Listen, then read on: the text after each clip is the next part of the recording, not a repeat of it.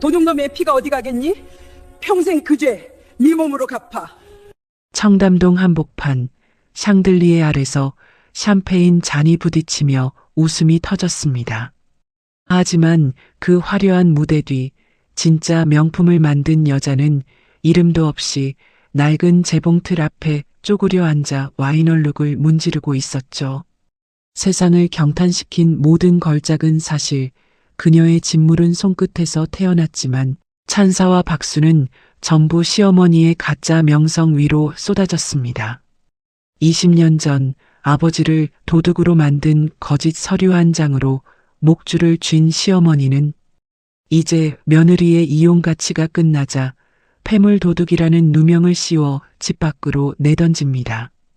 비가 쏟아지는 밤 가진 것이라곤 아버지의 자수함 하나뿐인 여자는 그제야 깨닫습니다. 이 집안에서 바느질로 갚아온 죄가 처음부터 죄가 아니었다는 걸. 시작 전 구독과 좋아요를 눌러주시고 어디서 듣고 계신지 알려주시면 고마운 마음을 담아 그쪽으로 큰절 올리겠습니다. 그럼 오늘의 사연 시작합니다. 청담동 한복판.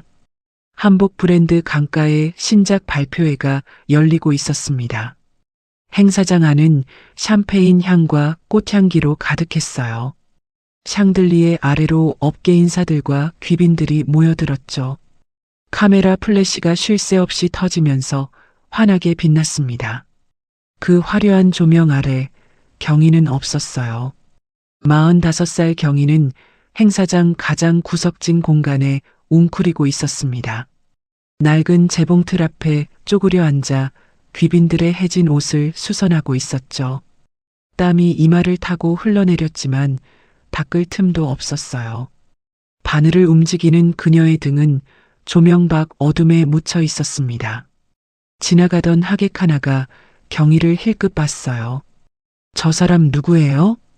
옆에 있던 여자가 대수롭지 않게 대답했습니다. 수선하는 직원인가 봐요. 그게 전부였어요. 아무도 경희가 이 집 며느리인 줄 몰랐습니다. 20년간 그래왔듯이 강 여사는 며느리의 존재를 철저히 숨겨왔죠. 무대 위에서 축사를 마친 시어머니가 내려왔습니다. 65살 강 여사는 화려한 개량 한복을 입고 있었어요.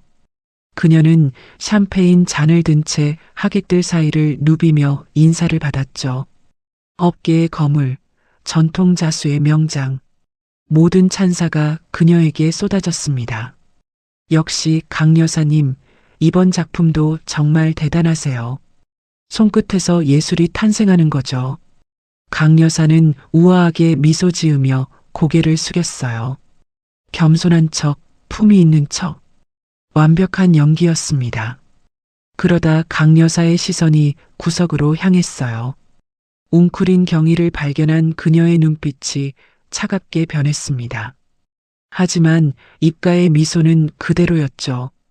강 여사가 하객들에게 양해를 구하며 자리를 피했어요. 사람들 눈에 띄지 않게 구석으로 걸어갔습니다. 발소리가 경희 앞에서 멈췄죠. 경희가 고개를 들었어요. 시어머니의 얼굴에는 여전히 미소가 걸려 있었습니다. 하지만 그 눈빛은 얼음장 같았죠. 수선은 다 됐어? 목소리는 부드러웠어요.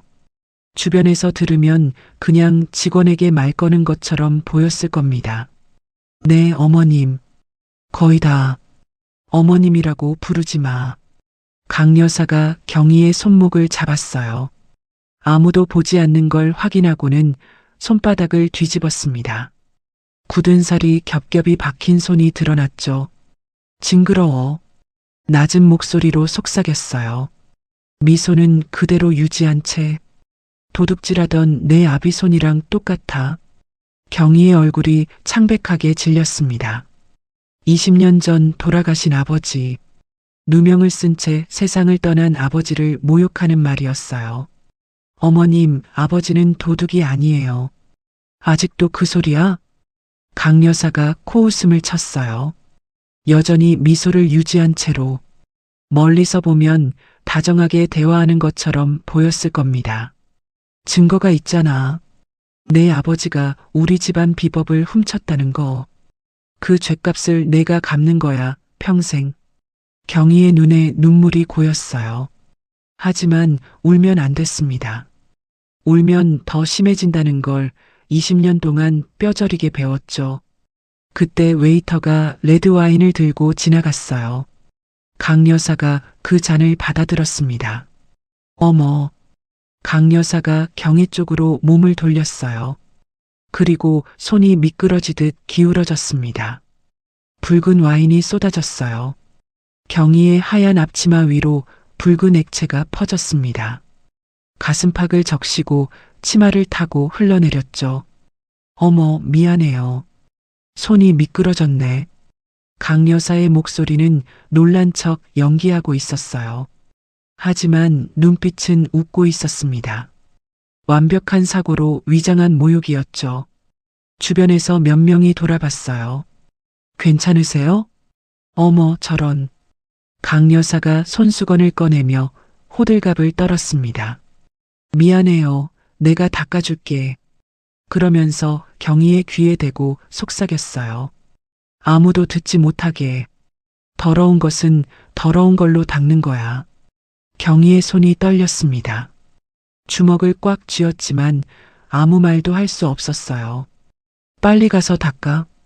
손님들 보기 흉하잖아. 강 여사가 큰 소리로 말했어요. 배려하는 척, 친절한 척. 완벽한 연기였습니다. 경희는 고개를 숙인 채 자리를 피했어요. 화장실로 향하는 복도에서 남편과 마주쳤습니다. 민수는 기둥에 기대어 그 장면을 지켜보고 있었죠. 경희의 눈과 남편의 눈이 마주쳤어요. 다 봤다는 걸 알 수 있었습니다. 시어머니가 일부러 그랬다는 것도. 하지만 민수는 아무 말도 하지 않았어요. 고개를 돌리더니 샴페인 잔을 들고 다른 곳으로 걸어갔습니다. 마치 처음부터 아무것도 보지 않았다는 듯이 경희의 가슴이 무너져 내렸어요. 20년을 함께한 남편이었습니다. 하지만 단 한 번도 자신 편이 된 적이 없었죠. 화장실 거울 앞에 섰어요. 붉게 물든 앞치마를 내려다봤습니다. 물로 닦아봤지만 얼룩은 지워지지 않았죠. 거울에 비친 자신의 얼굴을 봤어요. 창백하고 초라한 얼굴. 하지만 눈빛만은 죽어있지 않았습니다. 주머니 속에서 무언가가 손에 닿았어요. 아버지의 낡은 도장이었습니다. 김명장. 전통 자수계에 살아있는 전설이라 불렸던 아버지. 20년 전 갑작스럽게 세상을 떠난 뒤 누명과 함께 잊혀진 이름이었죠. 경희는 도장을 꼭 쥐었어요. 손바닥에 박힌 굳은 살 사이로 차가운 도장의 금속이 느껴졌습니다. 그날 밤 경희는 지하실로 돌아왔어요. 콘크리트 벽에서 습기가 스며 나왔습니다. 문을 닫고 나서야 눈물이 터졌죠. 소리 없이 울었어요. 20년간 그래왔듯이 서랍 깊숙한 곳에서 낡은 자수함을 꺼냈습니다. 아버지가 남긴 유일한 유품이었어요. 자수함 안에는 아버지의 도면과 작업 일지가 들어있었죠. 경희는 그것을 가슴에 안았어요. 차가운 지하실 바닥에 등을 기대고 천장을 올려다봤습니다. 20년이었어요. 25에 이 집에 들어와 45이 되도록. 지하실에서 바느질만 했습니다. 햇빛 한 줄기 들어오지 않는 그곳에서 허리가 굽도록, 눈이 침침해지도록. 그 모든 작품에 새겨진 이름은 강 여사의 것이었어요. 상을 받고 언론에 실릴 때마다 인터뷰하는 건 시어머니였죠. 경희는 한 번도 작업실 밖으로 나가지 못했습니다. 언젠가 이 모든 게 끝나겠죠. 언젠가 진실이 밝혀지겠죠. 경희는 눈을 감았어요. 내일도 똑같은 하루가 시작될 거였습니다. 하지만 그날 밤, 경희는 알지 못했어요. 곧 모든 게 뒤집힐 거라는 걸. 20년 전으로 거슬러 올라가야 합니다. 그때 경희의 아버지 김명장은 전통 자수계에 살아있는 전설이었어요. 청와대 납품은 물론이고 해외 왕실에서도 그의 작품을 찾았죠. 손끝에서 피어나는 꽃은 진짜 꽃보다 아름답다는 말이 있을 정도였습니다. 강 여사는 그런 김명장 밑에서 조수로 일하고 있었어요. 20살에 들어와 열심히 기술을 배웠죠. 경희에게 강 여사는 특별한 존재였습니다. 경희는 5살에 어머니를 여의었어요. 아버지는 일에 바빠 어린 경희를 제대로 돌보지 못했죠. 그때 강 여사가 경희를 챙겨줬습니다. 밥도 차려주고 머리도 묶어주고 학교에 데려다 주기도 했어요. 이모, 나 이거 어떻게 해? 어린 경희는 강 여사를 이모라고 불렀습니다. 엄마가 없는 빈자리를 강 여사가 채워줬으니까요. 경희야, 이모가 맛있는 거 사줄게. 강 여사는 늘 다정했습니다. 경희의 손을 잡고 시장에 가서 떡볶이를 사주기도 했어요. 그때만 해도 경희는 몰랐습니다. 그 다정함 뒤에 무엇이 숨어 있는지. 세월이 흘러 경희는 25이 됐어요. 아버지의 건강이 조금씩 나빠지고 있었습니다. 하지만 여전히 작업실에서 바느질을 멈추지 않았죠. 그해 가을이었어요. 아버지가 작업실에서 쓰러졌습니다. 심장마비였어요. 병원으로 옮겼지만 이미 늦은 뒤였죠. 경희는 아버지의 손을 잡고 울었습니다. 굳은 살이 박힌 손, 평생 바느질만 했던 손이었어요. 그 손이 차갑게 식어갔죠. 장례식장에는 많은 사람들이 찾아왔습니다. 업계 인사들, 제자들, 거래처 사람들, 모두가 김명장의 죽음을 애도했어요. 강 여사도 눈물을 흘리며 경희 곁을 지켰습니다. 장례 절차를 도맡아 처리해줬죠. 경희는 그런 강 여사에게 고마웠어요. 유일하게 의지할 수 있는 사람이라고 생각했습니다. 장례가 끝난 다음 날이었어요. 강 여사가 경희를 아버지의 작업실로 불렀습니다. 경희야, 잠깐 얘기 좀 하자. 강 여사의 목소리가 평소와 달랐어요. 차갑고 낯선 톤이었습니다. 경희는 이상한 느낌이 들었지만 따라갔죠. 작업실 문이 닫혔어요. 강 여사가 아버지의 금고에서 서류 뭉치를 꺼냈습니다. 그리고 경희 앞에 던졌죠. 이게 뭔지 알아? 경희가 서류를 집어들었어요. 읽어내려가면서 얼굴이 하얗게 질렸습니다. 이건 무슨... 서류에는 충격적인 내용이 적혀 있었어요. 김명장이 강 여사 집안의 자수 비법을 훔쳤다는 거였습니다. 증거 사진과 진술서까지 첨부되어 있었죠. 내 아버지가 도둑이야. 강 여사의 입에서 그 말이 나왔어요. 다정하던 이모의 얼굴은 온데간데 없었습니다. 차갑고 잔인한 표정만 남아 있었죠. 거짓말이에요. 아버지가 그럴 리 없어요. 경희가 고개를 저었어요. 손이 떨렸습니다. 아버지는 평생 정직하게 살았어요. 남의 것을 탐낸 적이 없는 분이었죠. 거짓말? 증거가 여기다 있잖아. 강 여사가 비웃었어요. 서류를 손가락으로 톡톡 두드리면서 이걸 업계에 퍼뜨리면 어떻게 될까? 내 아버지 명예는 바닥에 떨어지겠지. 김명장이 아니라 김도둑으로 기억될 거야. 경희의 눈에서 눈물이 흘러내렸어요. 방금 아버지를 떠나보낸 참이었습니다.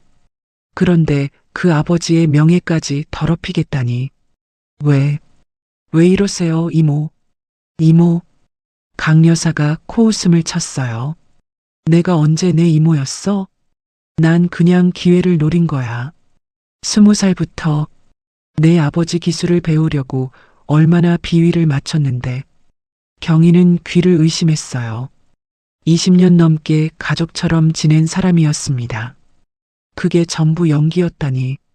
너한테 잘해준 것도 다 계산이었어. 아버지한테 잘 보이려고 순진하게 따라다니는 꼴이 웃기더라. 강 여사의 말 한마디 한마디가 비수가 되어 꽂혔어요. 경희는 그 자리에 주저앉았습니다. 다리에 힘이 풀렸죠. 자, 이제 선택해. 강 여사가 경희를 내려다보며 말했어요. 이 서류를 세상에 공개할까? 아니면 내 말을 들을까?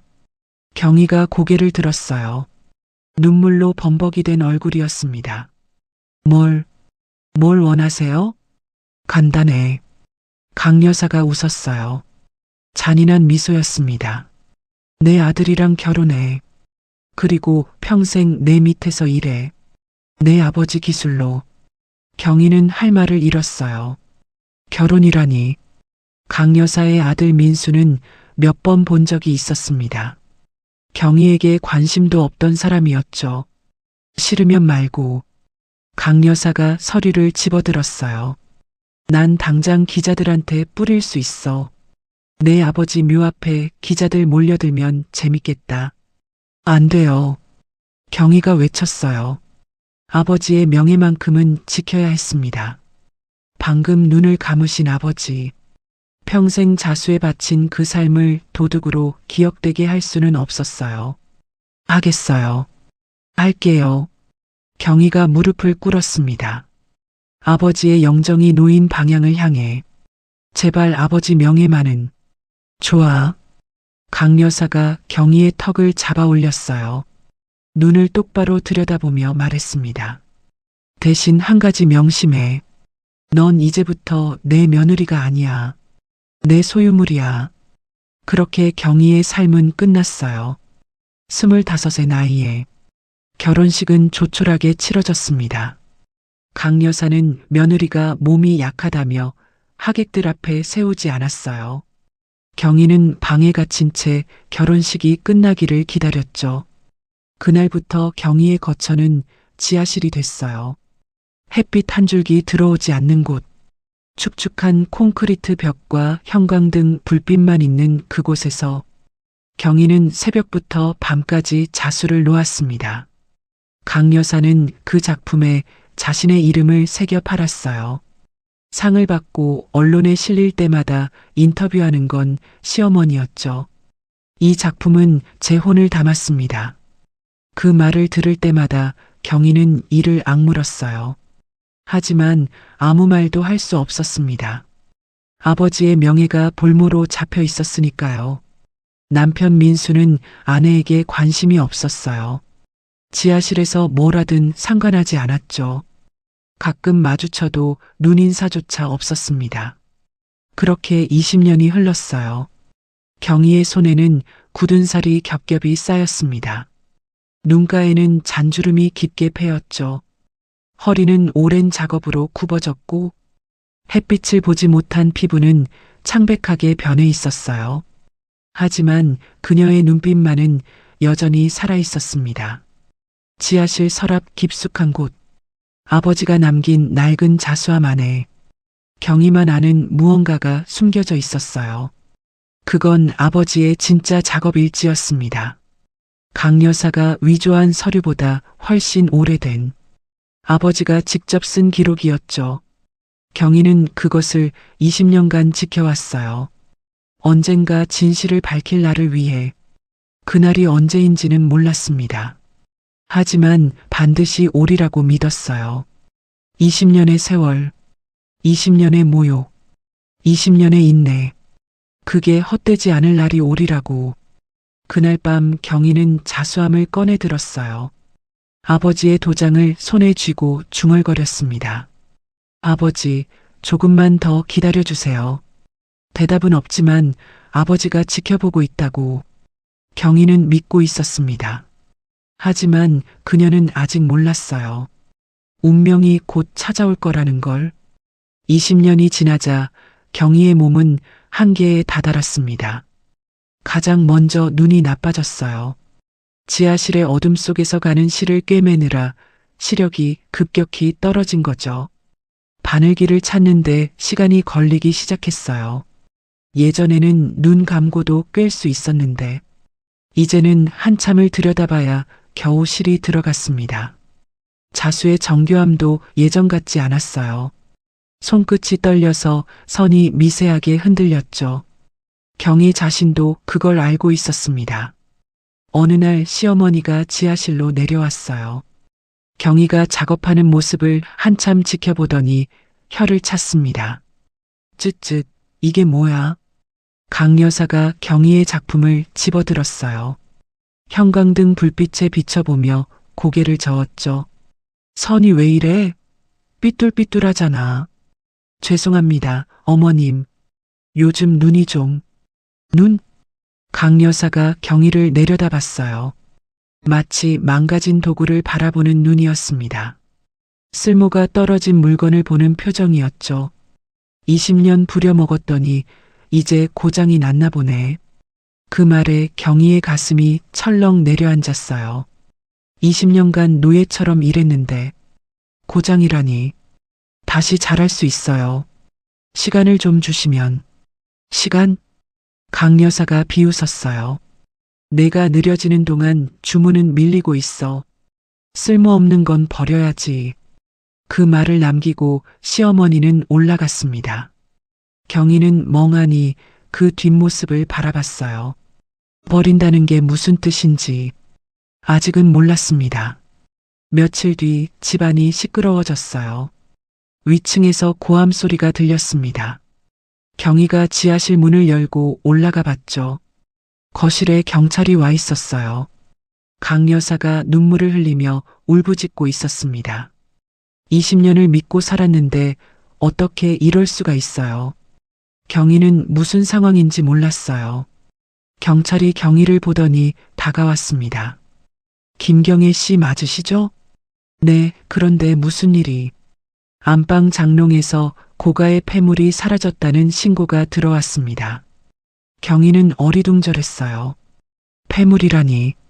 자신은 지하실 밖으로 나가는 일도 거의 없는데 저는 아무것도 모르는데요. 수색 좀 해야겠습니다. 경찰들이 집안을 뒤지기 시작했어요.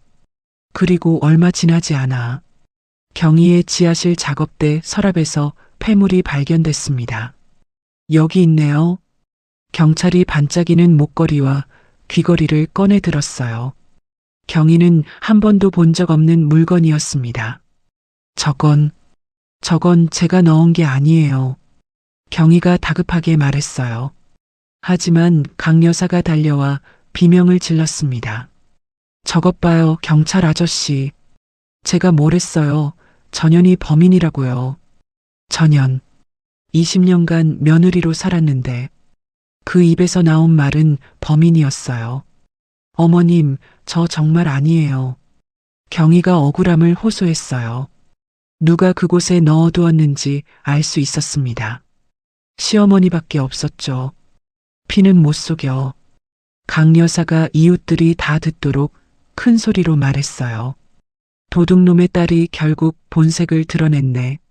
아버지가 도둑이니까 딸도 도둑이야. 그 말에 경희의 눈앞이 캄캄해졌어요.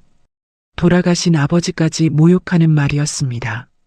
아버지는 도둑이 아니에요. 경희가 떨리는 목소리로 말했어요. 하지만 강 여사는 콧방귀를 뀌었죠. 아니긴 뭐가 아니야. 증거가 있는데. 이웃들이 창문 너머로 구경하며 수군거렸어요. 휴대폰을 꺼내 촬영하는 사람도 있었습니다. 경희는 고개를 들 수가 없었어요. 남편 민수는 거실 한쪽에 서 있었습니다. 아무 말도 하지 않았어요. 아내를 변호하는 말 한마디 없었죠. 그저 귀찮다는 듯이 한숨만 쉬었습니다. 경찰이 경희에게 말했어요. 일단 조서 작성을 해야 할 것 같습니다. 잠깐만요. 강 여사가 갑자기 끼어들었어요. 눈물을 훔치며 경찰에게 말했습니다. 제가 가족이니까 한 번만 봐주세요. 집안 문제는 집안에서 해결할게요. 경찰이 고개를 갸우뚱했어요. 피해자가 처벌을 원하지 않으면 어쩔 수 없었죠. 그럼 합의하시는 걸로. 경찰이 돌아간 뒤였어요. 강 여사의 얼굴에서 눈물기가 싹 사라졌습니다. 그 자리에 차가운 미소가 떠올랐죠. 따라와. 강 여사가 경희를 방으로 끌고 갔어요. 문이 닫히자마자 분위기가 돌변했습니다. 이제 넌 끝이야. 강 여사가 서랍에서 서류를 꺼냈어요. 이혼 서류와 재산 포기 각서였습니다. 이미 다 준비되어 있었죠. 경희는 깨달았어요. 이 모든 게 계획된 거였다는 걸. 폐물 도난도, 경찰 신고도 전부 짜인 각본이었습니다. 어머님, 왜 이러세요? 왜긴 뭐가 왜야? 강 여사가 서류를 경희 앞에 던졌어요. 넌 이제 쓸모가 없어. 눈도 나빠지고 손도 떨리고 더 부려먹을 가치가 없다고. 경희의 가슴에 비수가 꽂히는 것 같았어요. 20년간 모든 걸 바쳤는데 쓸모가 없어지니까 버리겠다는 거였습니다. 감옥에 가기 싫으면 도장 찍어. 강 여사가 차갑게 말했어요. 찍기만 하면 고소 안 할게. 안 찍으면 내 아버지 무덤 앞에서 기자회견 열어줄까? 경희의 손이 떨렸어요. 아버지의 명예. 20년간 그것만 지키려고 버텼습니다. 이제 와서 무너뜨릴 수는 없었어요. 그리고 이것도. 강 여사가 또 다른 서류를 내밀었어요. 재산 포기 각서였습니다. 넌 이 집에서 한 푼도 가져갈 수 없어. 20년간 공짜로 먹여주고 재워준 것만 해도 감사해야지. 공짜라니. 경희는 웃음이 나왔어요. 20년간 노예처럼 일했는데 그 모든 작품이 시어머니 이름으로 팔렸는데 그게 공짜라고. 어머님, 저도 이 집에 기여한 게 있어요. 경희가 처음으로 반박했어요. 강 여사의 눈이 커졌습니다.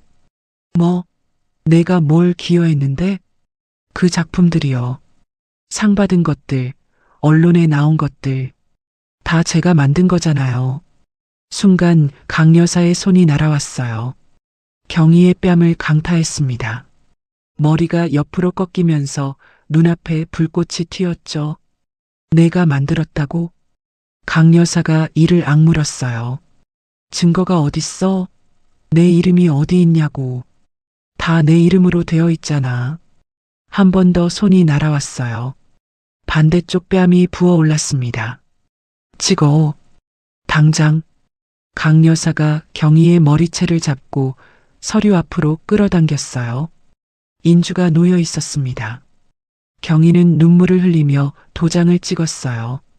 이혼 서류에, 재산 포기 각서에, 떨리는 손으로. 잘했어. 강 여사가 서류를 걷어들이며 비웃었어요. 짐 싸서 당장 나가. 1시간 줄게. 경희가 지하실로 내려갔어요. 20년간 살았던 곳이었습니다. 하지만 챙길 게 거의 없었어요. 옷 몇 벌, 그리고 아버지의 낡은 자수함. 그게 전부였습니다. 자수함 안에 든 아버지의 도면과 작업일지. 그것만은 반드시 가져가야 했어요. 언젠가 진실을 밝힐 증거였으니까요. 1시간 뒤 경희는 대문 앞에 섰습니다. 강 여사가 차갑게 내려다봤어요. 다신 얼씬거리지 마. 그리고 입 조심해. 헛소리하면 내 아버지 망신이야. 문이 닫혔어요. 철컥하고 자물쇠 잠기는 소리가 들렸습니다. 20년을 바친 집에서 경희는 죄인처럼 쫓겨났어요. 하늘에서 비가 쏟아지기 시작했습니다. 경희는 자수함을 가슴에 꼭 안은 채 걸었어요. 어디로 가야 할지 몰랐습니다. 갈 곳이 없었어요. 차가운 빗물이 머리를 적시고 얼굴을 타고 흘러내렸습니다. 눈물인지 빗물인지 구분이 안 됐어요. 45. 가진 것이라곤 낡은 자수함 하나. 20년간의 기억은 모욕과 굴욕뿐이었습니다. 경희는 비틀거리며 골목길을 걸었어요. 앞이 잘 보이지 않았습니다. 비 때문인지 눈물 때문인지 나빠진 시력 때문인지 다리에 힘이 풀려 주저앉았어요. 젖은 아스팔트 위에 지나가는 사람들이 힐끗 보고는 발걸음을 재촉했습니다. 경희는 자수함을 가슴에 안고 울었어요. 소리 없이 20년간 그래왔듯이. 하지만 그날 운명은 다른 계획을 갖고 있었습니다. 빗줄기가 점점 굵어졌어요. 경희는 어느 골목 끝에서 주저앉아 울고 있었습니다. 가슴에 품은 낡은 자수함만이 유일한 온기였죠. 지나가는 사람들은 비를 피하느라 바빴어요. 아무도 경희에게 눈길을 주지 않았습니다. 젖은 여자를 힐끗 보고는 발걸음을 재촉할 뿐이었죠. 얼마나 시간이 흘렀을까요? 경희의 몸이 떨리기 시작했어요. 이가 딱딱 부딪혔습니다. 체온이 떨어지고 있었죠.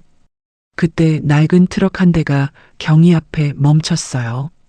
녹슨 차에서 빗물이 줄줄 흘러내렸습니다. 운전석 문이 열리더니 흰 머리의 노인이 내렸죠. 이른을 바라보는 나이였어요. 구부정한 등에 낡은 작업복을 입고 있었습니다. 고물상을 운영하는 칠복 할아버지였죠. 칠복이 비에 젖어 떨고 있는 경희를 봤어요. 혀를 끌끌 찼습니다. 아이고, 이게 뭔 일이여. 칠복이 경희에게 다가왔어요. 우산도 없이 비를 맞으며. 아가씨, 거기서 그러고 있으면 감기 걸려. 일단 내 트럭에 타. 경희가 고개를 들었어요. 눈물과 빗물로 범벅이 된 얼굴이었습니다. 처음 보는 노인이었죠. 괜찮아요. 저는 괜찮긴 뭐가 괜찮아. 칠복이 손을 내밀었어요. 이러다 쓰러지겠어. 일단 가서 몸 좀 녹여. 경희는 망설였어요.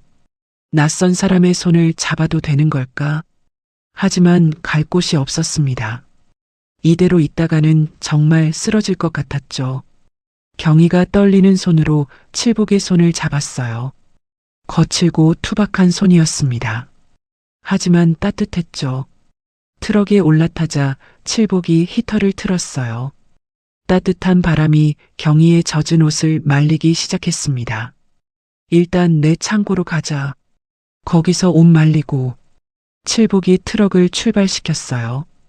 경희는 아무 말도 하지 못한 채 창밖을 바라봤습니다. 빗방울이 유리창을 타고 흘러내렸죠. 얼마 후 트럭이 멈췄어요. 허름한 창고 앞이었습니다. 간판에는 칠복 고물상이라고 적혀 있었죠. 창고 안은 온갖 고물로 가득했어요. 낡은 가전제품, 녹슨 기계 부품, 헌가구들. 하지만 나름대로 깔끔하게 정돈되어 있었습니다. 벽에는 오래된 달력과 함께 흑백 사진 한 장이 걸려 있었어요. 젊은 여자의 사진이었습니다. 칠복의 아내인 것 같았죠. 칠복이 경희에게 마른 수건을 건넸어요. 일단 이걸로 닦아. 옷은 저기 난로 앞에서 말리고. 경희가 수건을 받아들었어요. 손이 떨려서 제대로 잡기가 힘들었습니다. 칠복이 구석에 있는 가스버너에 불을 붙였어요. 냄비를 올리더니 뭔가를 끓이기 시작했습니다. 곧 구수한 냄새가 창고 안에 퍼졌죠. 배고프지? 일단 이거 먹어. 칠복이 뚝배기에 국밥을 담아 경희 앞에 놓았어요. 김이 모락모락 피어올랐습니다. 따뜻한 밥과 뜨거운 국물이었죠. 경희가 그릇을 받아들었어요. 손이 떨렸습니다. 한 숟가락을 입에 넣는 순간 눈물이 쏟아졌어요. 20년 만이었습니다. 누군가 자신에게 따뜻한 것을 건넨 게 시어머니 집에서는 남은 밥, 식은 국물만 먹었어요. 따뜻한 밥 한 끼가 이렇게 눈물 나는 줄 몰랐습니다. 칠복이 아무 말 없이 경희가 울음을 그칠 때까지 기다렸어요. 재촉하지도 묻지도 않았습니다. 그저 묵묵히 곁에 앉아 있었죠. 한참이 지나서야 경희가 진정됐어요. 국밥 그릇이 어느새 비어 있었습니다. 고맙습니다, 할아버지. 경희가 고개를 숙였어요. 칠복이 손을 저었습니다. 고맙긴 뭘. 사람이 쓰러지려는데 그냥 지나가나. 그때 칠복의 시선이 경희가 품고 있던 자수함에 멈췄어요. 낡고 해진 나무 상자였습니다. 하지만 칠복의 눈이 커졌죠. 그거 어디서 났어? 경희가 자수함을 내려다봤어요.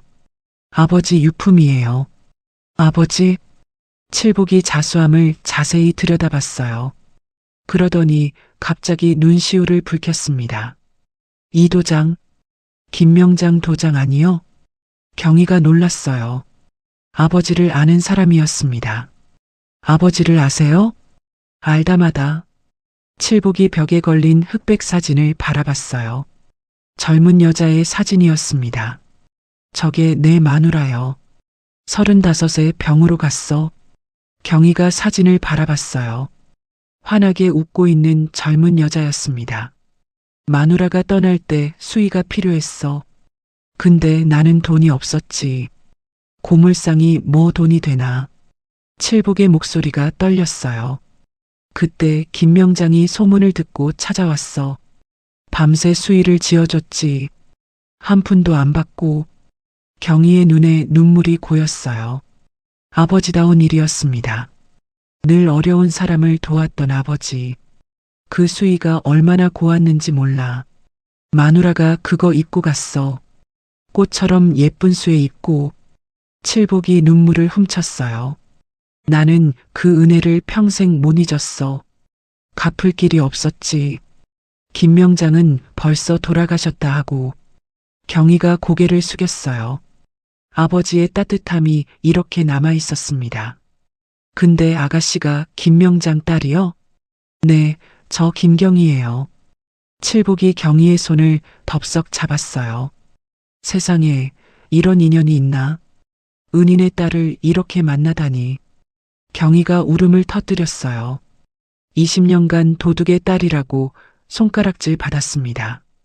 그런데 아버지를 은인이라고 부르는 사람이 있었어요. 칠복이 경희의 등을 토닥였어요. 울어, 울어.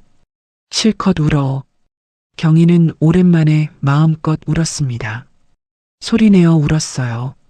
지하실에서는 한 번도 못했던 일이었죠. 한참을 울고 나서야 경희가 진정됐어요. 칠복이 물을 한 잔 건넸습니다. 대체 무슨 일이 있었던 거요? 경희가 망설이다 입을 열었어요. 20년간 있었던 일을 이야기했습니다. 시어머니의 협박, 강제 결혼, 지하실 생활, 그리고 오늘 쫓겨난 일까지. 칠복의 얼굴이 점점 굳어졌어요. 주먹을 불끈 쥐었습니다. 그런 나쁜 년이 있나? 은인의 딸을 그렇게 부려먹다니. 칠복이 분노에 떨었어요. 하지만 곧 숨을 고르며 경희를 바라봤습니다. 경희 씨, 당장 갈 데가 있어? 경희가 고개를 저었어요. 갈 곳이 없었습니다. 친척도 친구도 없었죠. 20년간 지하실에만 있었으니까요. 그럼 여기 있어. 칠복이 창고 한쪽을 가리켰어요. 저기 방이 하나 있어. 작지만 잠은 잘 수 있어. 당분간 거기서 지내. 경희가 놀랐어요. 그래도 되는 거예요? 당연하지. 은인의 딸인데. 칠복이 웃었어요. 투박하지만 따뜻한 웃음이었습니다. 김명장한테 받은 은혜, 이제야 갚을 기회가 왔네. 경희가 고개를 숙여 절했어요. 감사합니다, 할아버지. 정말 감사합니다. 고맙긴. 내가 고마운 거요. 그날 밤 경희는 창고 구석 작은 방에서 잠들었어요. 낡은 이불이었지만 따뜻했습니다. 아버지의 자수함을 안고 눈을 감았죠. 창밖에서 빗소리가 잦아들고 있었어요. 경희는 생각했습니다. 이제 다시 일어나야 한다고. 아버지의 명예를 되찾기 위해서라도. 다음 날 아침 창고 문을 열었어요. 비가 그치고 햇살이 쏟아지고 있었습니다. 20년 만에 보는 아침 햇살이었죠. 드디어 세상 밖으로 나온 거였어요. 며칠 뒤 칠복이 경희를 시장으로 데려갔어요. 오래된 재래시장이었습니다. 좁은 골목 양옆으로 가게들이 빼곡히 들어서 있었죠. 여기가 내 단골 시장이요. 칠복이 경희의 앞장을 섰어요. 상인들이 칠복을 보고 손을 흔들었습니다. 어이, 칠복이 아저씨. 오랜만이네. 고물 사러 왔어? 오늘 뭐 좋은 거 들어왔는데. 칠복이 손을 저으며 웃었어요. 아니요, 오늘은 다른 일로 왔어. 칠복이 경희를 앞으로 이끌었습니다. 상인들의 시선이 경희에게 쏠렸죠. 이 아가씨가 김명장 딸이요. 김명장? 그 유명한 자수장인? 맞아. 그분 외동딸이야. 상인들이 경희를 위아래로 훑어봤어요. 초라한 행색이었습니다. 낡은 옷에 헬쑥한 얼굴. 명장의 딸이라기엔 너무 볼품없어 보였죠. 글쎄, 정말이요? 행색이 좀 수군거리는 소리가 들렸어요. 경희는 고개를 숙였습니다. 당연한 반응이었죠. 20년간 지하실에만 있었으니까요. 칠복이 골목 끝 허름한 자리를 가리켰어요. 저기서 수선대를 차려봐. 내가 재봉틀 하나 구해줄게. 경희가 칠복을 바라봤어요. 정말 괜찮을까요? 해봐야 알지. 아버지 솜씨 물려받았으면 될 거요. 며칠 후 경희는 시장 구석에 작은 수선대를 열었습니다. 칠복이 구해준 낡은 재봉틀 하나, 바늘과 실 몇 가닥. 그게 전부였어요. 처음에는 손님이 없었습니다. 지나가는 사람들이 힐끗 보고는 그냥 갔어요. 경희는 묵묵히 앉아서 기다렸죠. 그러던 어느 날이었어요. 한 아주머니가 찢어진 한복을 들고 왔습니다. 이거 수선 좀 해줄 수 있어요? 소매가 길게 찢어진 한복이었어요. 경희가 천을 살펴봤습니다. 어디서 찢어지셨어요? 문에 걸렸어. 고칠 수 있어? 경희가 고개를 끄덕였어요. 해볼게요. 경희가 바늘을 들었습니다. 오랜만에 제대로 된 작업이었어요. 지하실이 아닌 밝은 햇빛 아래에서 손이 조금 떨렸어요. 하지만 바늘이 천을 통과하는 순간 몸이 기억하고 있었습니다. 20년간 해왔던 일이니까요. 찢어진 자리를 꿰매면서 경희는 작은 꽃을 수놓았어요. 매화꽃이었습니다. 아버지가 가장 좋아하던 꽃이었죠. 얼마 후 경희가 한복을 건넸어요. 아주머니가 눈이 휘둥그레졌습니다. 어머, 이게 뭐야? 찢어진 자리에 작은 매화꽃이 피어 있었어요. 마치 처음부터 그 자리에 있었던 것처럼 자연스러웠습니다. 옷이 새 것보다 더 아름다워졌죠. 세상에, 이게 수선이야? 아주머니가 탄성을 질렀어요. 그 모습을 지켜보던 상인들의 표정이 변했습니다. 저거 봐, 저거. 와, 진짜 대단하네. 소문은 빠르게 퍼졌어요. 시장 구석의 수선집에 신기한 손을 가진 아주머니가 있다고. 손님들이 하나둘 찾아오기 시작했습니다. 경희는 밤늦게까지 바느질했어요. 그런데 문제가 있었습니다. 눈이 여전히 침침했어요. 가는 실이 잘 보이지 않았죠. 칠복이 그 모습을 보고 말했어요. 병원 가봐야겠다. 괜찮아요, 할아버지. 돈 걱정 마. 내가 있잖아. 칠복이 경희를 안과에 데려갔습니다. 의사가 경희의 눈을 검사한 후 말했어요. 오랫동안 어두운 곳에서 일하셨나 봐요. 눈이 많이 혹사당했네요. 경희가 고개를 끄덕였어요. 20년간 지하실 형광등 아래에서 일했으니까요. 다행히 밝은 곳에서 지내시고 영양제 드시면 많이 좋아질 거예요. 일단 돋보기 안경도 맞추시고요. 며칠 후 경희는 새 돋보기를 받았어요. 안경을 쓰자 세상이 선명해졌습니다. 가는 실도 또렷하게 보였죠. 아, 이렇게 잘 보이는 거였구나. 경희가 감탄했어요. 20년간 흐릿하게 보면서 일했던 거였습니다. 그래도 손끝의 감각으로 버텨왔던 거죠. 병원에 다니며 영양제를 복용하자 눈이 점점 좋아졌어요. 침침했던 시야가 서서히 맑아졌습니다. 이제 바느질할 때 돋보기만 쓰면 됐죠. 경희의 솜씨는 날이 갈수록 빛났어요. 소문이 시장을 넘어 퍼지기 시작했습니다. 시장 상인들도 경희에게 호의를 베풀기 시작했어요. 옆 가게 아주머니는 남은 반찬을 나눠줬습니다. 혼자 밥 해먹기 힘들지? 이거 가져가. 과일 장수 아저씨는 못난이 과일을 건넸어요. 이거 못 팔아. 그냥 가져가. 정육점 아저씨는 고깃국 재료를 챙겨줬죠. 이거 넣고 국 끓여 먹어. 힘내야지. 경희의 눈가에 오랜만에 미소가 번졌어요. 20년 만에 느끼는 따뜻함이었습니다. 사람들의 정이 이렇게 좋은 거였구나. 칠복은 매일 저녁 따뜻한 국물을 가져다 줬어요.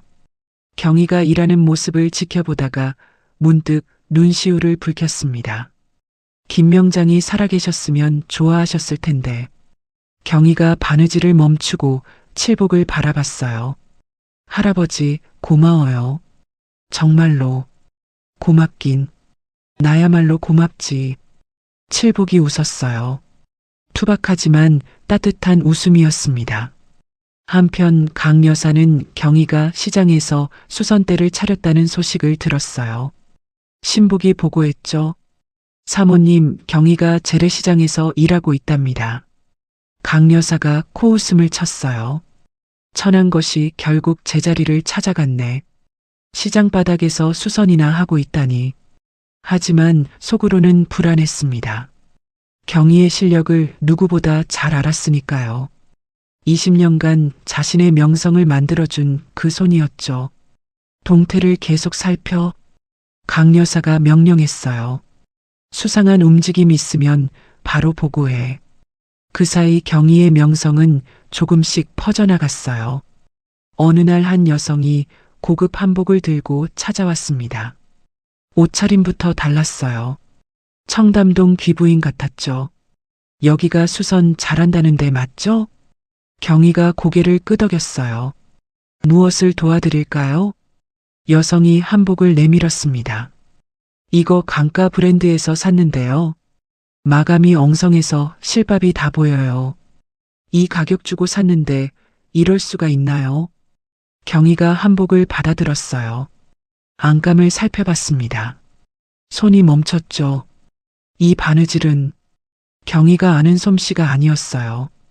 20년간 자신이 놓았던 바느질과는 완전히 달랐습니다. 엉성하고 허술했어요. 아마추어 수준이었죠. 경희는 깨달았어요. 자신이 떠난 후 강 여사의 작품 수준이 이렇게 떨어졌다는 걸. 진짜 실력은 자신에게 있었다는 걸. 경희가 한복을 다시 건넸어요. 고쳐드릴게요. 손끝에 힘이 들어갔습니다. 가슴속에서 뜨거운 무언가가 끓어올랐어요. 칠복이 그런 경희를 바라보며 조용히 고개를 끄덕였습니다. 때가 오고 있었어요. 강 여사는 경희 없이 첫 대형 전시회를 열었습니다. 청담동 본사 갤러리에서 성대하게 치러졌어요.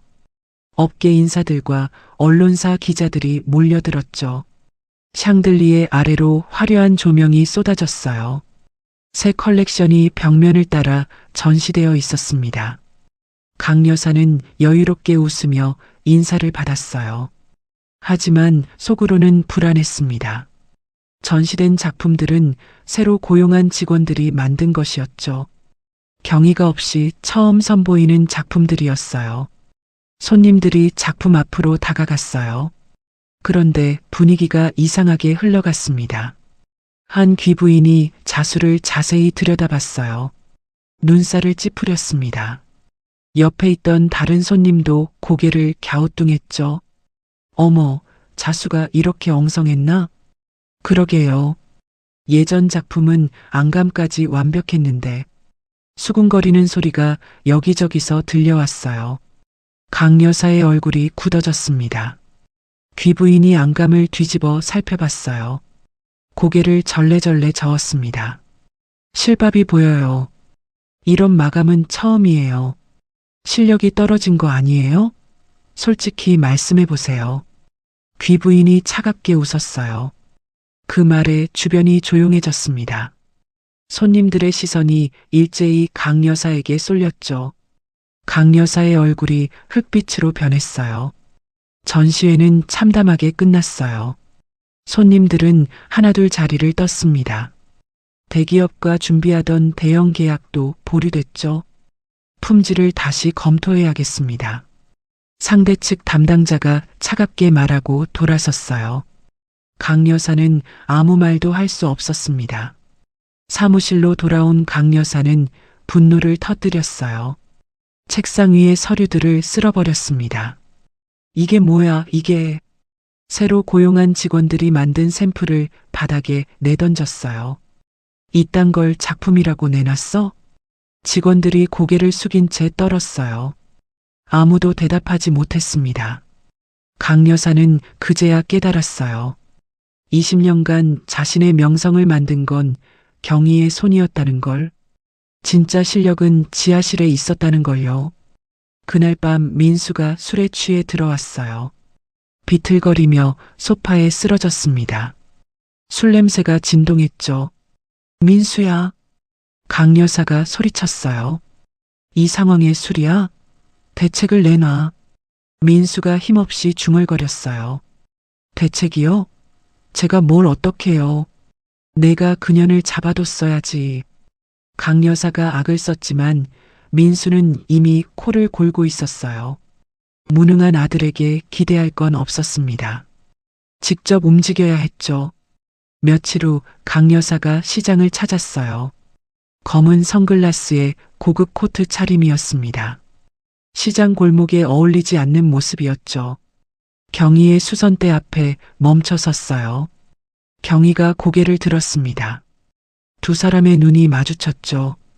강 여사가 차갑게 웃었어요. 오랜만이네. 경희는 대답하지 않았어요. 묵묵히 바느질만 계속했습니다. 집에 돌아와. 다시 일해. 강 여사가 명령조로 말했어요. 그럼 예전처럼 대우해 줄게. 경희의 손이 멈췄어요. 천천히 고개를 들었습니다. 싫어요. 경희가 단호하게 거절했어요. 20년간 한 번도 하지 못했던 거절이었죠. 강 여사의 눈이 커졌어요. 뭐라고? 지금 나한테 거절을 해? 강 여사의 목소리가 높아졌어요. 주변 상인들이 힐끗힐끗 쳐다봤습니다. 내가 누군지 알아? 너 같은 건 손가락 하나면 끝이야. 경희는 대답하지 않았어요. 다시 바느질을 시작했습니다. 강 여사를 완전히 무시하는 행동이었죠. 강 여사의 얼굴이 불그락푸르락해졌어요. 이렇게 무시당하는 건 처음이었습니다. 좋아, 두고 봐. 강 여사가 이를 악물었어요. 내 아버지 무덤 파헤쳐버릴까? 도둑놈이라고 세상에 다 알릴까? 경희의 손이 미세하게 떨렸어요. 마음대로 하세요. 저도 할 말이 있으니까요. 그 말에 강 여사의 표정이 굳어졌어요. 코웃음을 치고 돌아섰지만 걸음이 빨랐습니다. 뭔가 불안한 기색이었죠. 다음 날 아침이었어요. 경희가 시장에 왔는데 수선대가 엉망이 되어 있었습니다.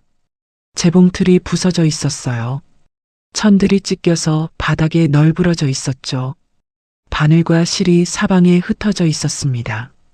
경희는 멍하니 그 광경을 바라봤어요.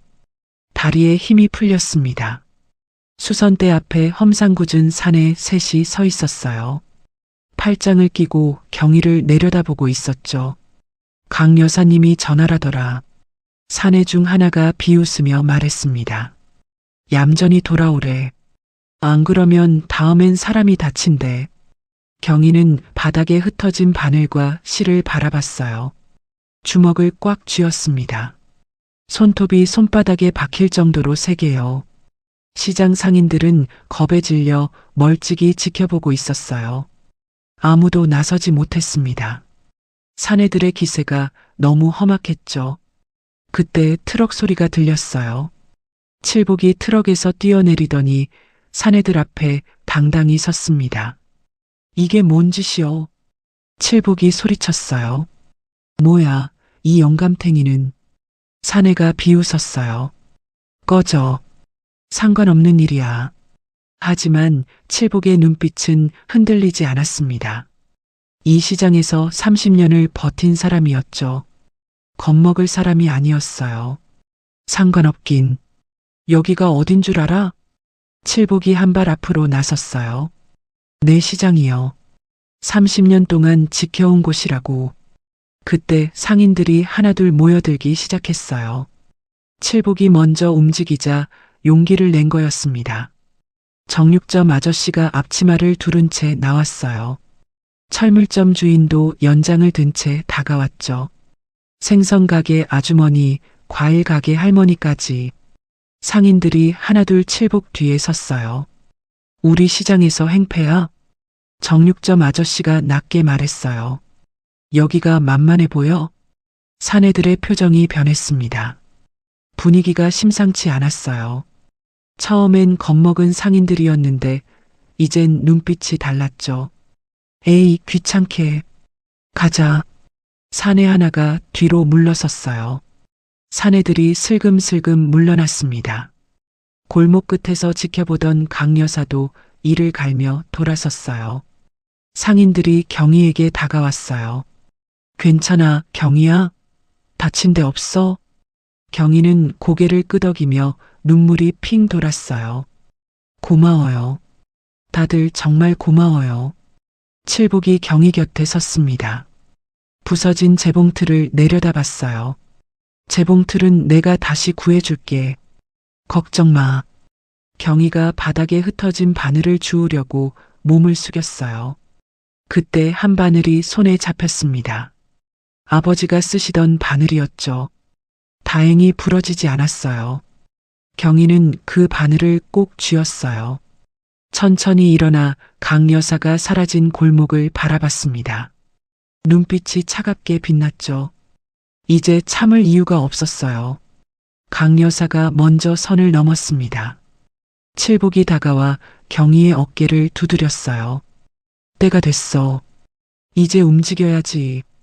경희가 고개를 끄덕였습니다. 두 사람의 눈이 마주쳤어요. 때가 됐다는 무언의 신호였죠. 반격이 시작될 거였습니다. 강 여사는 마지막 승부수를 던졌습니다. 천년왕실 재단과의 대형 계약 조인식이었어요. 이 계약만 성사되면 모든 위기를 넘길 수 있었죠. 조인식은 청담동 본사 대회의실에서 열렸어요. 업계 인사들과 언론사 카메라가 몰려들었습니다. 플래시가 쉴 새 없이 터졌죠. 강 여사는 화려한 한복을 입고 환하게 웃었어요. 금박 자수가 조명 아래서 빛났습니다. 마치 모든 것이 완벽하게 돌아가고 있다는 듯이요. 오늘 이 자리가 새로운 역사의 시작입니다. 강 여사가 마이크 앞에서 말했어요. 천년왕실 재단과 강가 브랜드의 만남은 한국 전통 문화의 세계화를 이끌 것입니다. 박수가 터져 나왔어요. 재단 측 임원들은 계약서를 검토하며 고개를 끄덕였습니다. 모든 것이 순조로워 보였죠. 같은 시각 경희는 본사 건물로 향하고 있었어요. 칠복의 트럭이 건물 근처에 멈춰 섰습니다. 여기서 내려. 나는 PD랑 조사관 데리고 뒷문으로 갈게. 칠복이 말했어요. 너는 앞문으로 들어가서 시간 좀 끌어줘. 경희가 고개를 끄덕였어요. 품속에 자수함이 있었습니다. 아버지의 도면과 작업일지, 위조 문서 원본까지 20년간 지켜온 증거들이었죠. 할아버지, 조심하세요. 걱정 마. 오늘 끝장을 보자. 칠복이 경희의 어깨를 토닥였어요. 경희는 트럭에서 내렸습니다. 경희가 건물 앞문으로 다가갔어요. 심호흡을 했습니다. 이제 시작이었죠. 문을 열고 로비로 들어섰어요. 그 순간 양쪽에서 사람들이 나타났습니다. 보안 요원들이었어요. 김경애 씨 맞죠? 경희가 굳어졌어요. 어떻게? 같이 가시죠. 보안 요원들이 경희의 양팔을 잡았어요. 누군가 미리 경희가 올 것을 알고 있었던 것처럼 보였습니다. 하지만 경희는 당황하지 않았어요. 오히려 이게 나을 수도 있었죠. 요원들은 경희를 끌고 대회의실로 향했습니다. 대회의실 문이 열렸어요. 안에 있던 모든 시선이 경희에게 쏠렸습니다. 강 여사가 고개를 돌렸어요. 얼굴이 일그러졌다가 이내 비웃음으로 바뀌었습니다. 어머, 이게 누구야? 강 여사가 천천히 다가왔어요. 하이힐 소리가 조용한 회의실에 울렸습니다. 도둑년이 구걸하러 왔네. 강 여사가 비웃었어요. 사람들 사이에서 웅성거림이 퍼졌습니다. 저 여자가 누구야? 강 여사네 전 며느리래. 기술 훔친 여자 아니야? 수군거리는 소리가 들려왔어요. 강 여사가 경희의 어깨를 눌렀습니다. 무릎 꿇어. 낮고 차가운 목소리였어요. 경희의 다리에 힘이 풀렸습니다. 보안 요원들이 어깨를 눌러 바닥에 꿀렸죠. 카메라 플래시가 터졌어요. 기자들이 사진을 찍었습니다. 경희는 고개를 숙인 채 바닥을 내려다봤어요. 손이 떨렸습니다. 20년간 참아왔던 수치심이 목까지 차올랐어요. 강 여사가 경희의 턱을 들어 올렸어요. 손톱이 살을 파고들었습니다. 다들 보십시오. 강 여사가 사람들을 둘러봤어요. 이게 도둑의 얼굴입니다. 내 기술을 훔쳐서 시장에서 팔아먹던 년. 경희는 아무 말도 할 수 없었어요. 눈물이 차올랐지만 흘리지 않았습니다. 이를 악물었죠. 민수가 보였어요. 회의실 구석에 서 있었습니다. 경희와 눈이 마주쳤지만 고개를 돌렸어요. 외면했습니다. 한때 남편이었던 사람, 10년을 함께 산 사람. 그런데 저렇게 외면하는구나. 경희의 가슴이 싸늘해졌어요. 강 여사가 재단 대표에게 돌아섰어요. 죄송합니다. 불청객이 들어왔네요. 아, 괜찮습니다. 재단 대표가 손을 저었어요. 그럼 계약서에 서명하시죠. 강 여사가 펜을 집어들었어요. 미소를 지으며 계약서 앞에 섰습니다. 모든 것이 끝나가는 것 같았어요. 그때 경희의 눈에 무언가가 들어왔어요. 바닥에 떨어진 것이었습니다. 바늘이었어요. 경희의 바늘이었습니다. 언제 떨어졌는지 모를 그 바늘. 아버지에게 물려받은 바늘이었죠. 경희는 조용히 손을 뻗었어요. 바늘을 집어들었습니다. 손가락 끝에 힘이 들어갔죠. 차가운 금속이 손바닥에 닿았어요. 아버지의 온기가 느껴지는 것 같았습니다. 아버지, 저 아직 포기 안 했어요. 경희가 고개를 들었어요. 눈빛이 달라져 있었습니다. 강 여사가 펜을 들고 서명하려는 순간이었어요. 대회의실 뒷문이 열렸습니다. 쿵! 무거운 소리와 함께 문이 활짝 열렸어요. 모든 시선이 그쪽으로 향했습니다. 문 앞에 낯선 사람들이 서 있었어요. 양복을 입은 남자둘과 서류 가방을 든 여성이었습니다. 그들의 표정은 단호했어요. 강 여사의 손이 멈췄어요. 펜을 든 채 굳어졌습니다. 누구세요? 강 여사가 물었어요. 목소리가 떨렸습니다. 양복 입은 남자가 앞으로 걸어 나왔어요. 명함을 내밀었습니다. 시사 프로그램 탐사보도팀입니다. 회의실이 술렁였어요. 서류 가방을 든 여성이 뒤따라 들어왔어요. 문화재청 무형유산과 조사관입니다. 강 여사의 얼굴에서 혈색이 빠져나갔어요. 입술이 파르르 떨렸습니다. 무언가 잘못되고 있었어요. 아니, 무언가 시작되고 있었습니다. 경희가 바닥에서 고개를 들었어요. 문 앞에 선 사람들 뒤로 익숙한 얼굴이 보였습니다. 칠복이었어요. 낡은 작업복 대신 깔끔한 정장을 입고 있었어요. 경희를 향해 고개를 끄덕였습니다. 때가 됐다는 신호였어요. 경희의 입가에 미소가 번졌습니다. 손에 쥔 바늘을 꼭 쥐었어요. 이제 시작이었습니다. 회의실 뒷문으로 들어선 사람들 중 맨 앞에 칠복이 서 있었어요. 낡은 작업복 대신 깔끔한 정장을 입고 있었습니다. 경희는 눈을 의심했어요. 30년간 고물상을 지킨 그 할아버지가 맞나 싶었죠. 칠복 옆에는 양복을 입은 중년 남성이 있었어요. 그 뒤로 서류 가방을 든 여성과 카메라를 든 남자가 따라왔습니다. 저 사람들이 누구야? 회의실이 술렁였어요. 강 여사의 얼굴이 하얗게 질렸습니다. 양복 입은 중년 남성이 앞으로 나섰어요. 시사 프로그램 탐사보도팀 박진우 PD입니다. 그가 명함을 내밀었어요. 강 여사는 명함을 받지 않았습니다.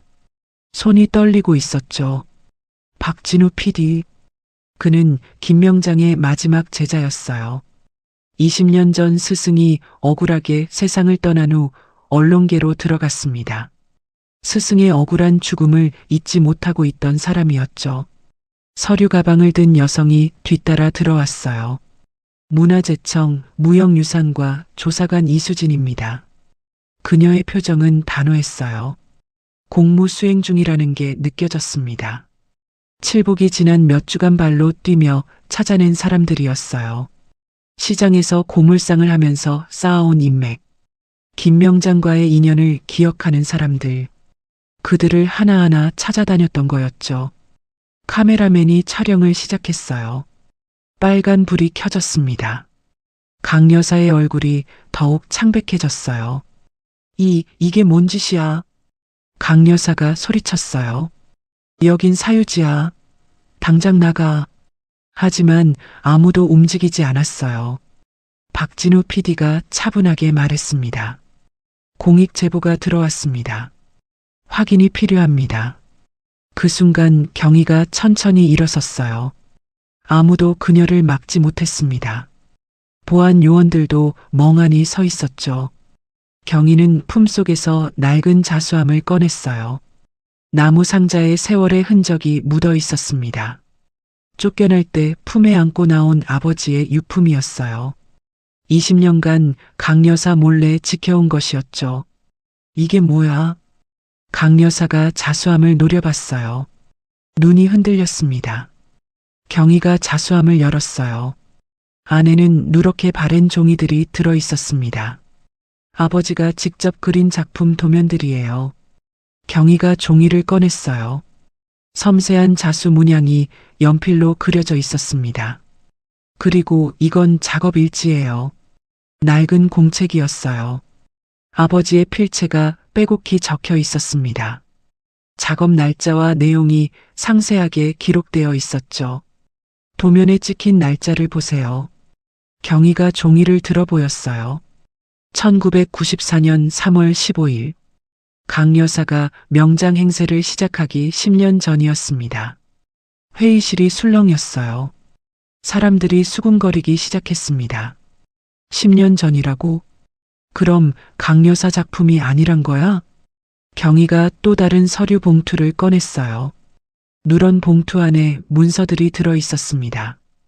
이건 강 여사가 위조한 문서의 원본이에요. 경희의 목소리가 떨리지 않았어요. 아버지가 비법을 훔쳤다는 거짓 증거로 사용된 문서들이에요. 강 여사의 얼굴이 일그러졌어요. 거짓말. 다 거짓말이야. 강 여사가 악을 썼어요. 하지만 목소리가 갈라졌습니다.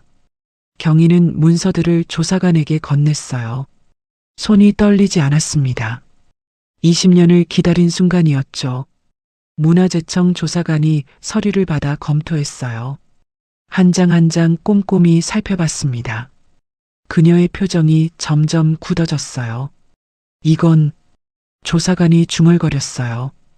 위조의 증거가 명백하네요. 회의실이 다시 술렁였어요.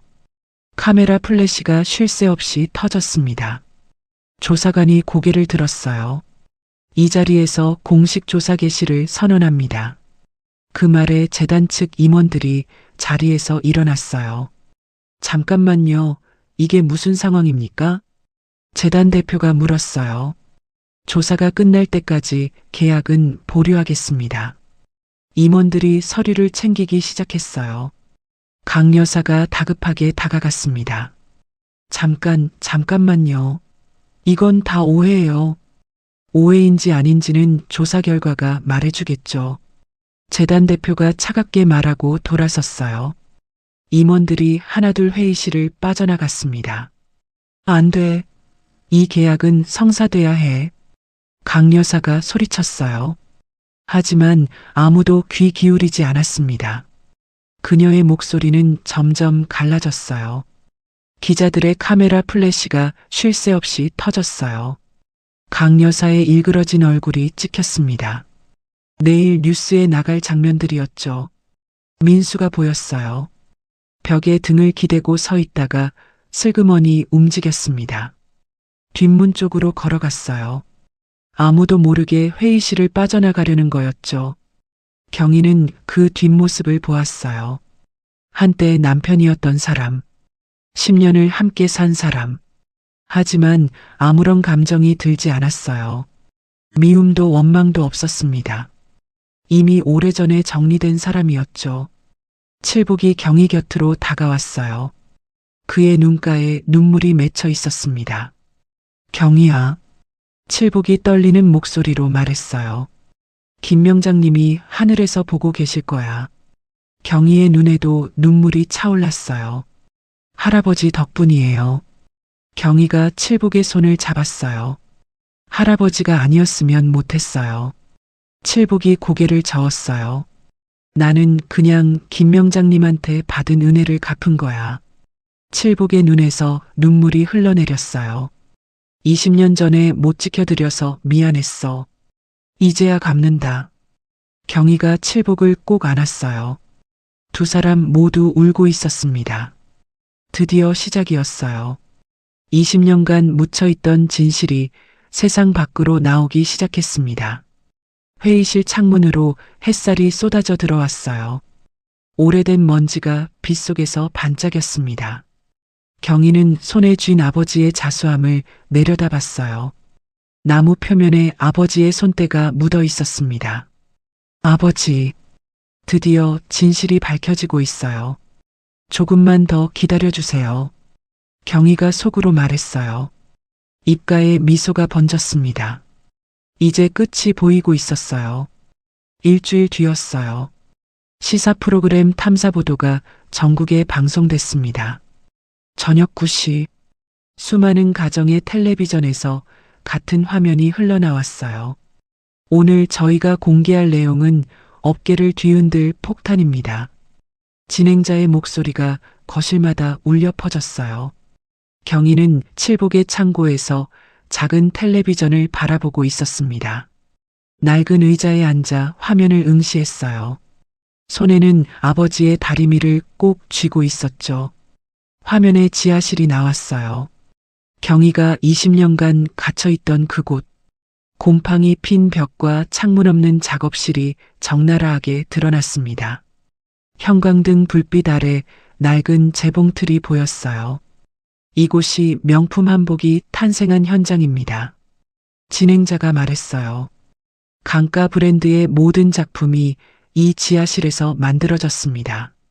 경희의 손이 떨렸어요. 화면 속에서 자신의 모습이 스쳐 지나갔습니다.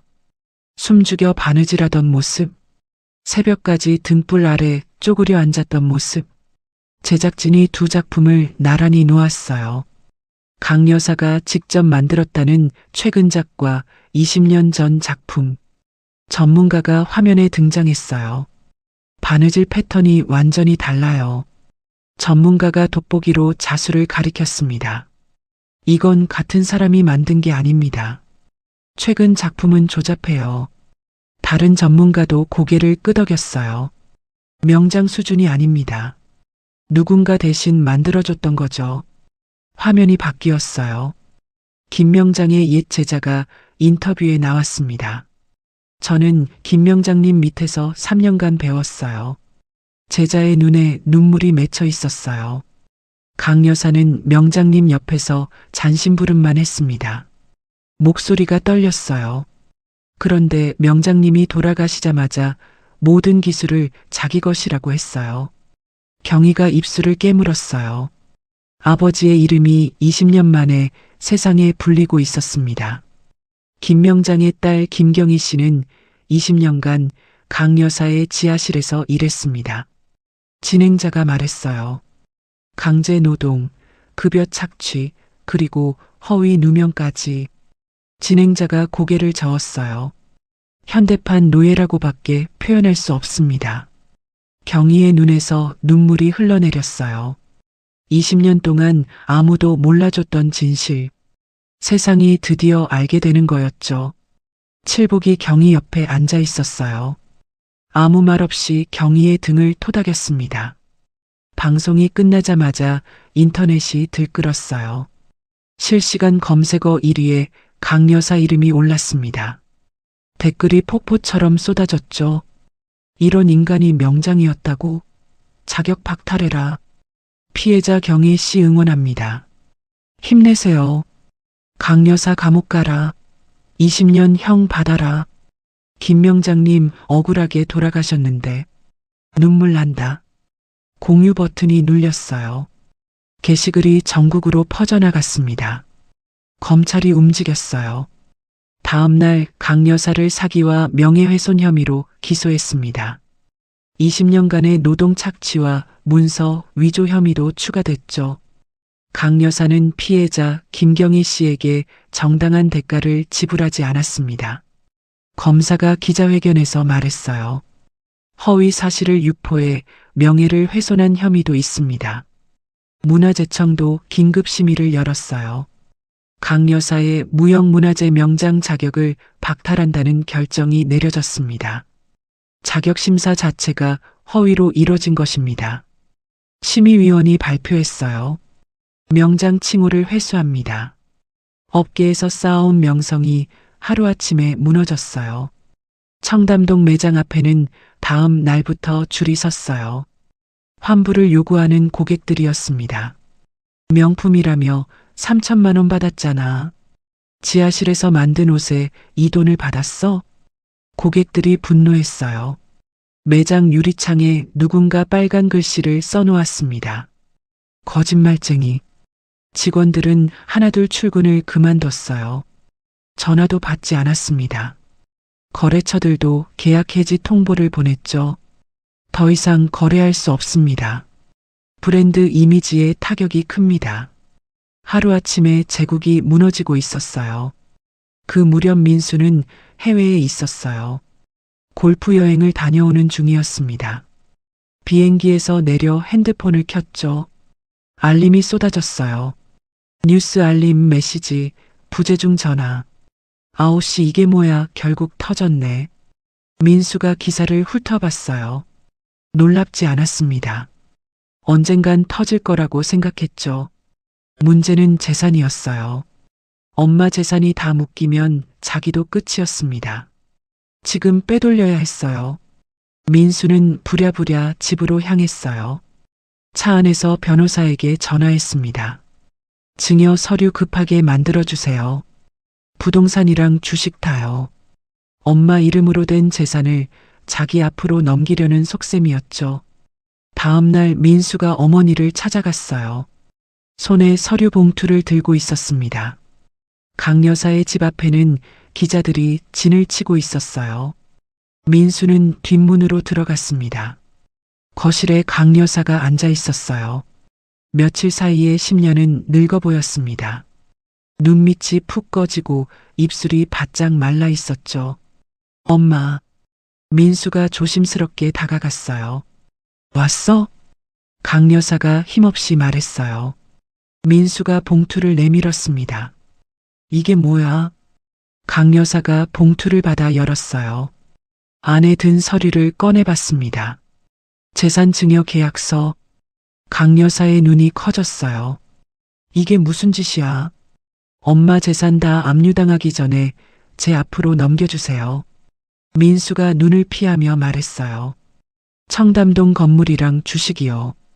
빨리 안 하면 다 날아가요. 뭐? 강 여사가 민수를 노려봤어요. 눈에 핏발이 섰습니다. 내가 이 꼴이 됐는데 내가 할 소리가 그거야? 지금 안 하면 다 뺏겨요. 검찰에서 압류하면 끝이라고요. 민수가 급하게 말했어요. 강 여사의 손이 번개처럼 움직였어요. 찰싹 민수의 뺨을 때렸습니다. 이 못난 것. 강 여사가 소리쳤어요. 내가 이 꼴이 된 게 다 내 때문이야. 강 여사가 서류를 민수 얼굴에 던졌어요. 종이가 흩날렸습니다. 경이 하나 제대로 못 잡아둔 무능한 것. 엄마, 나도 살아야. 당장 꺼져. 다신 내 앞에 나타나지 마. 강 여사가 악을 썼어요. 민수는 멍하니 서 있었습니다. 뺨에 손자국이 선명했어요. 엄마, 꺼지라고. 민수는 고개를 숙이고 문을 나섰어요. 뒷문으로 나가다 기자들에게 발각됐습니다. 카메라가 그 뒷모습을 찍었어요. 모자의 사이는 그렇게 끝났어요. 한편 경희는 창고에서 그 소식을 들었어요. 뉴스에서 민수와 강 여사의 불화가 보도됐습니다. 아무 감정도 들지 않았어요. 그냥 남의 일 같았습니다. 창고 밖에서 소리가 들려왔어요. 박수 소리였습니다. 경희가 문을 열었어요. 시장 상인들이 모여 있었습니다. 경희야, 방송 봤어. 상인들이 박수를 치며 경희를 둘러쌌어요. 할머니들이 눈물을 흘렸습니다. 내가 그렇게 고생한 줄 몰랐어. 이제 다 끝났어. 이제 행복해져. 경희도 눈물이 났어요. 고마워요. 다들 정말 고마워요. 칠복이 경희 곁에 섰어요. 맞지? 너 혼자가 아니야. 경희가 고개를 끄덕였어요. 손에 쥔 아버지의 다리미를 내려다봤습니다. 20년이었어요. 지하실에서 보낸 시간. 누명을 쓴 채 살았던 날들. 이제 끝이 보이고 있었어요. 아버지의 명예가 드디어 되살아나고 있었습니다. 경희는 눈을 감았어요. 입가에 미소가 번졌습니다. 이제 한 걸음만 더 나아가면 됐어요. 1년이 지났어요. 경희는 문화재청 무형문화재 명장으로 지정됐습니다. 아버지 김명장의 명예가 복원되면서 그 기술을 정통으로 이어받은 유일한 계승자로 인정받은 거였죠. 지정 소식을 들은 날이었어요. 경희는 산으로 향했습니다. 아버지가 묻힌 곳. 20년 만에 제대로 찾아가는 길이었어요. 산길을 올라 묘비 앞에 섰습니다. 잡초가 무성했던 무덤은 깔끔하게 정돈되어 있었어요. 칠복이 미리 다녀간 거였죠. 경희가 무릎을 꿇었어요. 아버지, 목소리가 떨렸습니다. 해냈어요. 드디어 해냈어요. 묘비에 새겨진 이름을 손끝으로 쓸었어요. 김재호. 아버지의 이름이었습니다. 아버지 명예 되찾았어요. 명장 자격도 받았고요. 눈물이 흘러내렸어요. 20년 걸렸지만 드디어 끝났어요. 바람이 불었습니다. 나뭇잎이 살랑살랑 흔들렸어요. 마치 아버지가 대답하는 것 같았죠. 경희는 한참을 그 자리에 앉아 있었어요. 하고 싶은 말이 너무 많았습니다. 이제 아버지 이름으로 가게 열 거예요. 경희가 말했어요. 김가자수. 아버지 성을 따서요.